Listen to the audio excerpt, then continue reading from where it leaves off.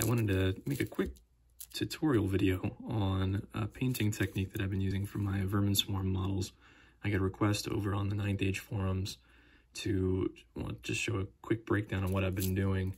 It's essentially dipping. There's just a step that I do before the actual dipping of the models that I think makes the end result just look a little bit brighter than a traditionally dipped model.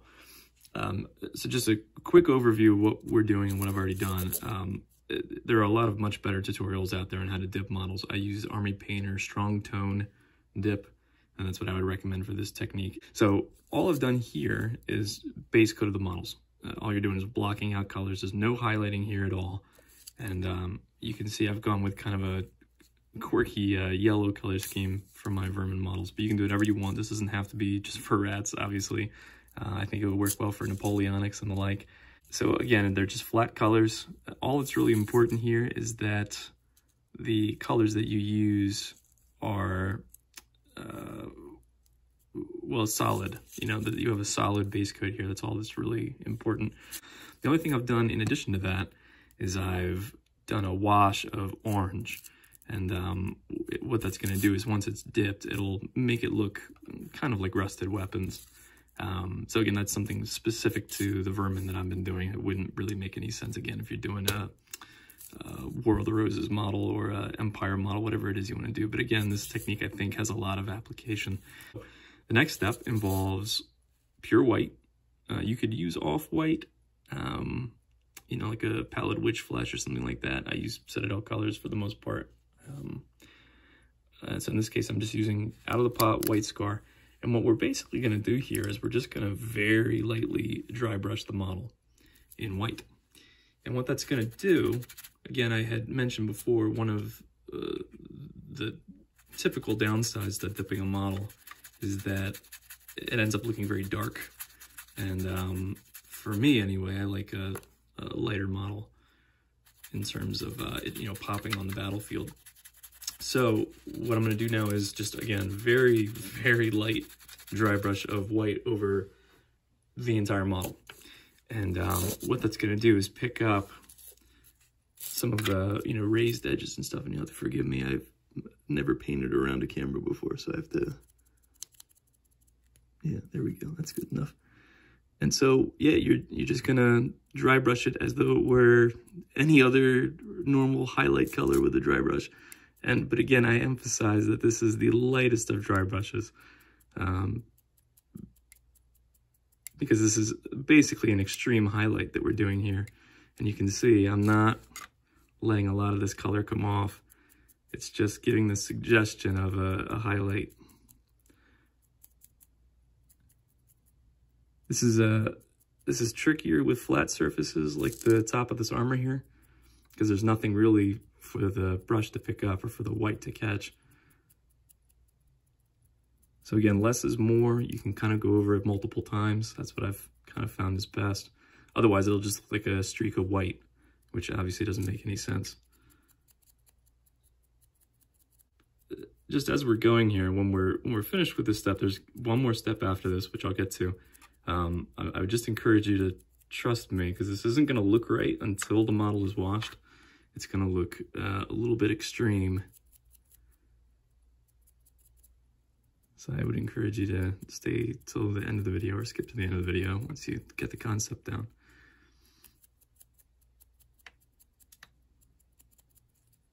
So there. So I've pretty much got it. And you can see what I'm doing here. I'm just kind of going over the model multiple times. Because as I said, you don't want to just have a streak of white. You want to build up the white a little bit. So I've gone over it multiple times.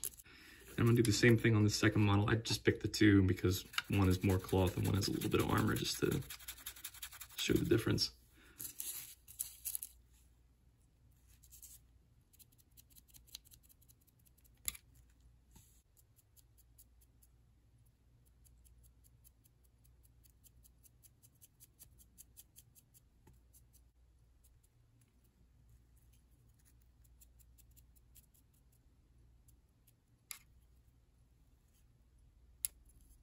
That's pretty good.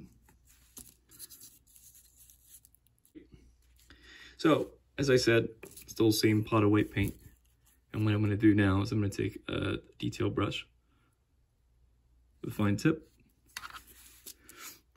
and I'm going to take that same white paint, and what I'm going to do is I'm going to go through and just pick out some points, especially higher up where I feel like kind of light would be catching. And again, forgive me, I'm painting around a camera here. But it's really no more than just like dots. You can see there's almost no color going on. Because as I keep saying, what you don't want to have is just a big blob of white. Because even, I don't even know if I'm painting it on the camera here. Sorry about that, guys. So again, just little like kind of dots of white at the very uppermost parts of the model where you think there would be a lot of light.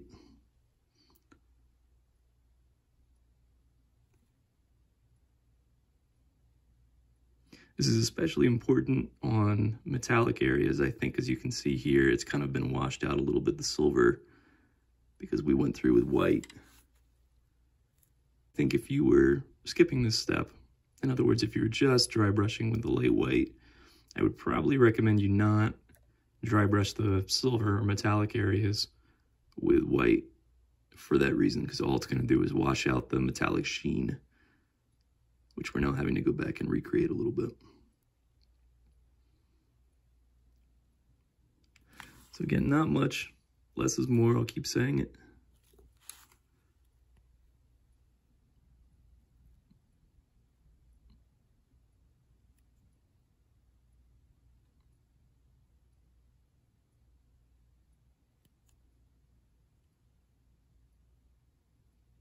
And again, you can kind of use your lamp if you've got a good enough high-powered lamp to paint by, which I also recommend. But if you've got a good enough lamp, you can, if you hold the model straight up like it would be in sunlight, you can kind of see where the light is already reflecting a little bit, and just sort of use that as a guide. And yeah, that's pretty good. Again, nothing really is going to get highlighted on the bottom portion of the model, because there's really not going to be any sunlight shining there. Maybe just like this here. Maybe here. But see, even now, I tend to get carried away, and that's what you don't want to do. So again, so we're going to do the same thing with this guy. Again, taking our time. Yep, right out the gates there, too much. So again, just little dots of white.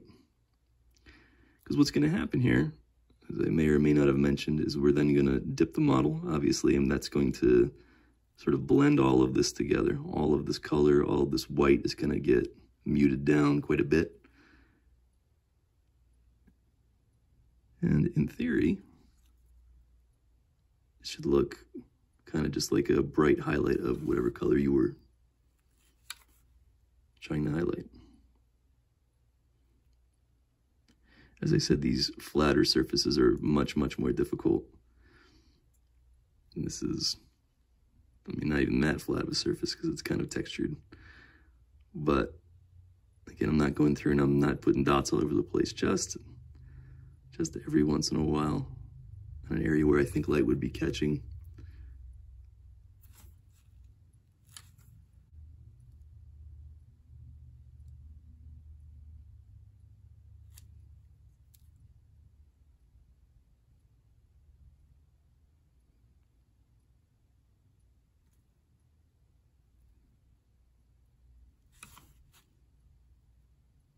And once you do this a few times, especially if you're working on a lot of the same model, like I am with these rats, you'll find it goes much quicker because you're sort of unthinking, just throwing down highlights in the same rough places. And as I said before, imagine if you're doing something like Napoleonics, where you're painting up a bunch of models and everybody's sort of in the same marching position. I think it would fly by once you get the first couple of them down. And you may have seen me do this a couple of times, but if you accidentally put too much paint on, like, you know, smudge on like that, very quickly you can just use your thumb and wipe it off like that.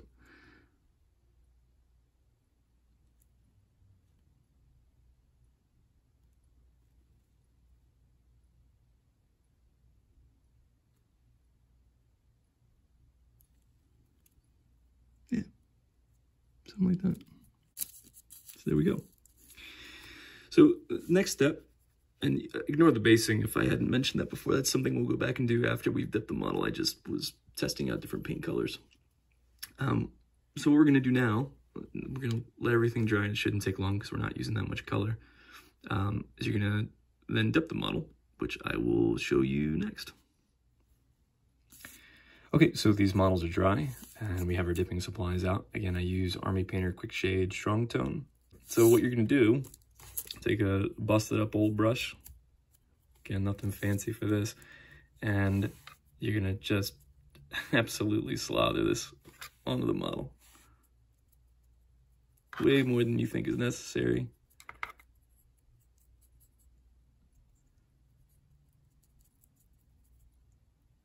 Covering absolutely everything.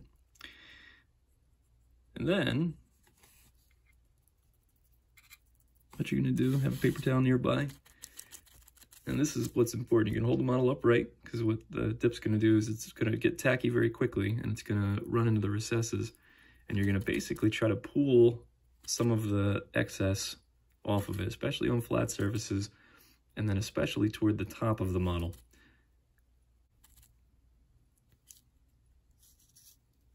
That's pretty much it. Oh, off camera there.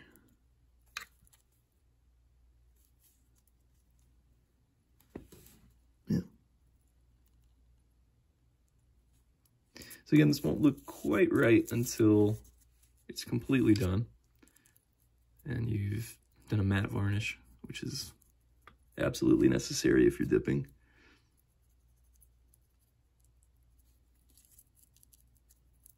As I said before, again, you're just pulling it off of the flat surfaces and off of the top.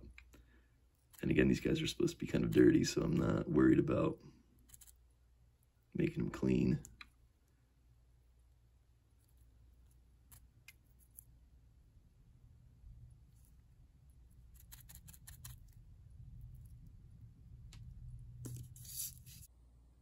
All right, so we've washed or dipped a handful of models here, including some bigger things, which follow the exact same steps.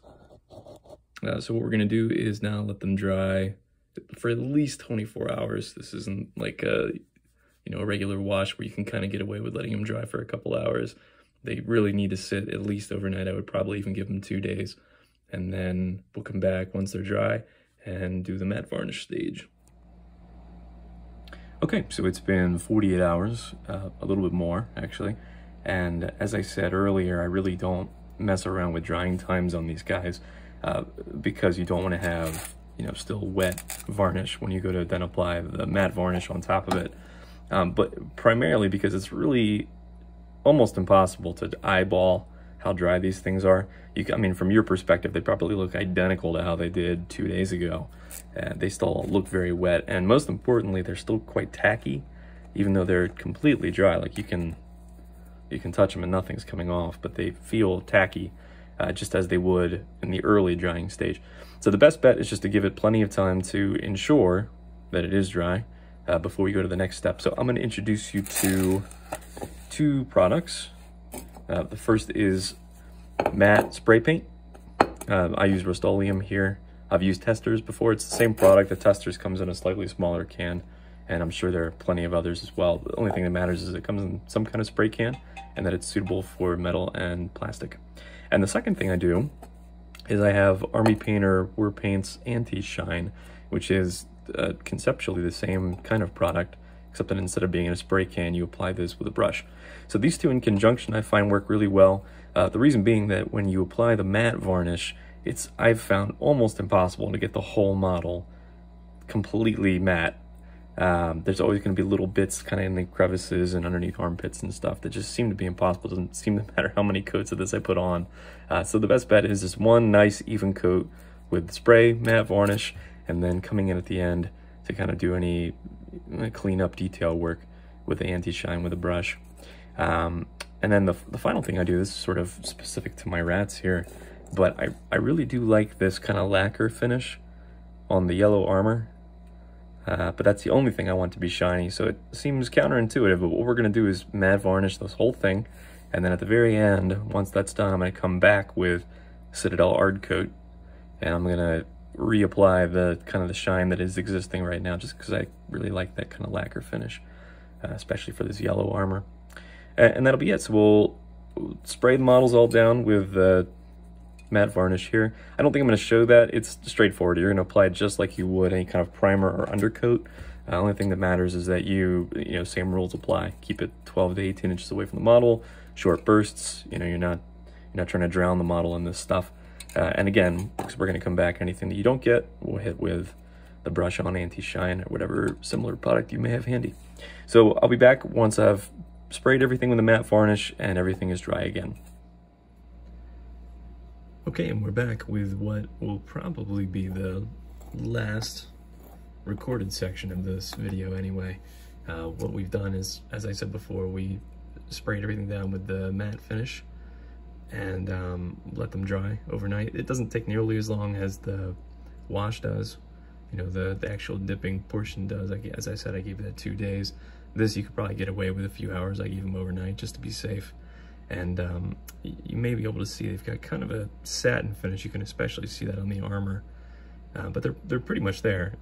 As I had said before though, what I like to do now, because there are some sections, especially kind of in crevices here, that have real shine to them still, because none of the matte spray was able to make it in there, like under the armpits and stuff.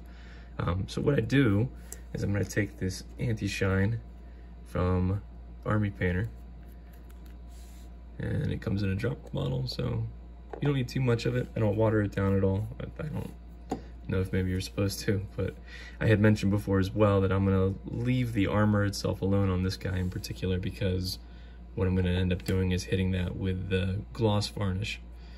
So yeah, and then you just kind of apply it in one thin layer over the entire model. I tend to avoid metal areas if I can, because those are not really supposed to be matte. So, but yeah, all the skin areas, all the cloth,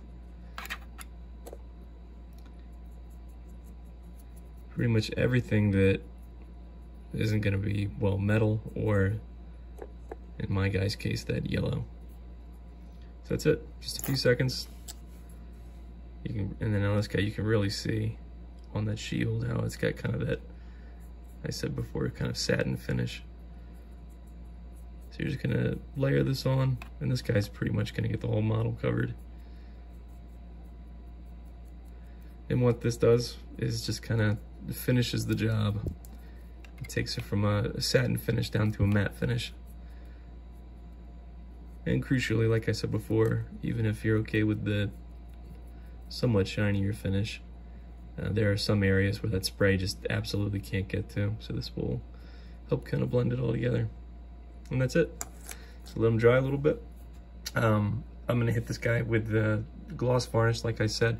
I'm gonna do a separate video, I think. I've gotten a couple of questions on how I do basing for these guys as well, and it's actually kind of become my universal basing method. So I think I'll do a separate video on how I do basing. But what I'll do at the end of this video is, once I've done that, I'll take some pictures of everything, and then you guys can then see some close-ups of how they look when they're all finished, as well as a unit that I had finished just before starting to make this video. So thanks for watching. I appreciate it. Tune in for more soon. Thanks.